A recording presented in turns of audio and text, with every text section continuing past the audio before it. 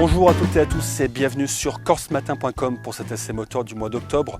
Nous sommes aujourd'hui sur la commune de Kotitiavari pour tester ce véhicule, le Mitsubishi L200 dans sa version 2019. La voiture a été lancée par le constructeur japonais pour faire face à une concurrence toujours plus féroce et le L200 revient avec un nouveau design et une nouvelle motorisation. Le véhicule est disponible en cabine simple et double cabine. La version cabine simple fait 5,20 m de long, la version cabine double en fait quant à elle 5,30 m. Le véhicule en largeur fait 1,78 m et il fait 1,81 m de haut. Et en ce qui concerne le design général du véhicule, ce L200 2019 a un aspect nettement plus robuste qu'auparavant, avec ce capot très horizontal qui a été rehaussé de 4 cm et cette calandre au bouclier qui a été entièrement repensée et ces LED verticales sur le côté qui viennent vraiment souligner son regard. Et le passage des roues a également un petit peu changé, un petit peu plus carré.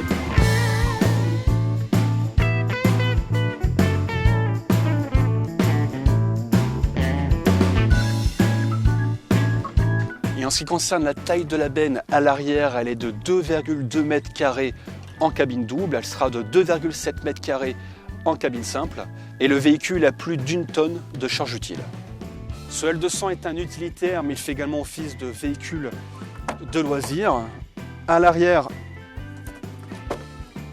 on pourra installer 2 personnes, là c'est la version Club Cab que nous avons aujourd'hui. À noter qu'il y a un effort assez important qui a été fait par Mitsubishi au niveau du confort des sièges. Les passagers un peu grands manqueront peut-être un petit peu de place au niveau des jambes, ce qui pourrait poser problème pour les trajets assez longs. Et une fois à l'intérieur de ce L200, on note que le siège est confortable. Sur la version que nous utilisons aujourd'hui, nous pouvons le régler électriquement et point positif, c'est qu'on a une très bonne visibilité vers l'avant. Si l'extérieur du véhicule a été retravaillé par le constructeur japonais, l'intérieur et notamment la planche de bord restent relativement proches par rapport au modèle précédent. On a sur la planche de bord cet écran tactile qui réagit très rapidement aux commandes. J'ai ici 2 prises USB et une prise HDMI. Pour les espaces de rangement, on a à l'avant une boîte à gants. Là, j'ai un petit espace sous la coudoir. Et on a également des espaces de rangement dans les portières avant et arrière. Et on peut relever les strapontins à l'arrière si on veut déposer du matériel.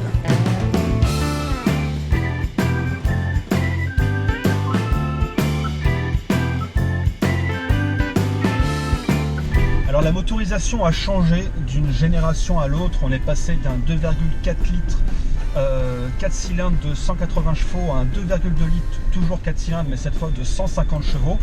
Une baisse de puissance qui s'explique par la nécessité de Mitsubishi de correspondre aux normes environnementales.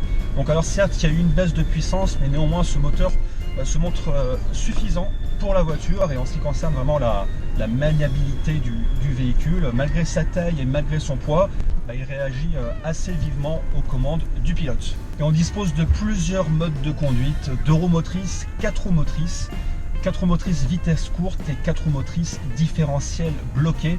A noter qu'on peut passer du mode 2 roues motrices au mode 4 roues motrices en roulant jusqu'à 100 km/h. Et la consommation quant à elle tourne aux alentours de 8 litres 100 en cycle mixte. La voiture est déjà bien équipée de base, on aura la climatisation, le pack Bluetooth, le régulateur de vitesse ou encore les anti-brouillard. Mais de nouveaux systèmes de sécurité font leur apparition en fonction de la finition, comme l'alerte trafic arrière, le détecteur d'angle mort et le système anti-collision.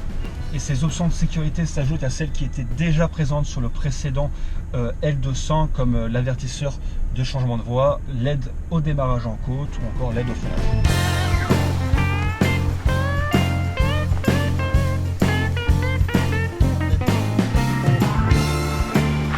Ce dernier cru du L200 de Mitsubishi sera très certainement se faire une place sur le marché des pick-up.